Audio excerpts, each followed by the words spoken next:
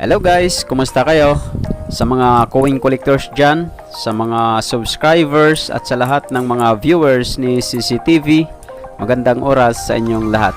Ang napapanood nyo po ngayon ay ang dalawang uri ng 25 centimo sa Flora and Fauna series na kasama sa mga bago nating nabili ng mga coins. Ang mga coins po na ganito ay matataas na ang collector's value.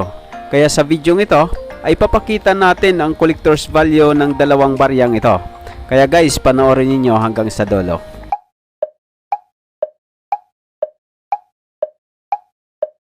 Ang Flora and Fauna series guys ay ginawa mula 1983 hanggang 1994. Ngunit ito po ay nagkaroon ng improved series na ginawa naman mula 1991 hanggang 1994. At sa improved Flora and Fauna series po ay pinaliit ang mga barya dito. Sa ngayon po ay demonetize na ang baryang ito. Ibig sabihin po, wala na po siyang halaga para ipambili o gamitin sa mga transactions. Ngunit kahit demonetize na po ang baryang ito, ay may halaga pa rin ito para sa mga coin collectors na katulad ko. Sa katunayan po, habang tumatanda ang isang barya, ay lalong tumataas ang kanyang collector's value. Sabi pa nga ng isang American writer na si Kate Klesa, "Just like old librarians, old coins are often more valuable than they appear at face value." Ngayon naman guys ay bahagya nating titingnan ang mga katangian ng baryang ito. Ang dalawang baryang ito po ay parehas 25 centimo ng Flora and Fauna series. Ngunit kapansin-pansin guys na malaki ang diferensya ng kanilang size. Itong hawak natin ngayon, ito yung large type na ginawa mula 1983 hanggang 1990. Ito po ay may composition na brass. Mayroon siyang bigat guys na 3.9 grams at ang kanyang diameter ay 21 millimeters. Itong isa naman po ay ang small type 25 centimo ng Flora and Fauna series. Ito po ay mayroong bigat na 2.24 grams at mayroon siyang diameter na 16 millimeters. Sa obverse naman po ng dalawang baryang ito ay makikita ang image ni Juan Luna at sa kanilang reverse ay parehas makikita ang Philippine butterfly. Panghuli natin na pag-uusapan guys ay kung nasa magkano na ang collector's value sa baryang ito.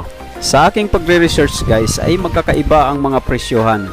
Itong ipinapakita ko sa inyo ngayon guys ay ang nakuha nating presyo sa isang sikat na online selling platform at ang mga estimated prices ng Numista Philippines. Para naman po kay CCTV, ang bintahan po ng mga coins na ganito ay depende po sa mapagkakasundoan ng nagbibinta at ng bumibili.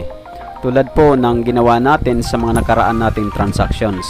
So guys, kung sakali mayroon kayong mga coins na gusto nyo nang ibenta, ay dapat mayroon kayong ibibigay na presyo na alam nyo na hindi naman kayo malulugi at hindi naman sobrang mahal para maging successful ang transaction.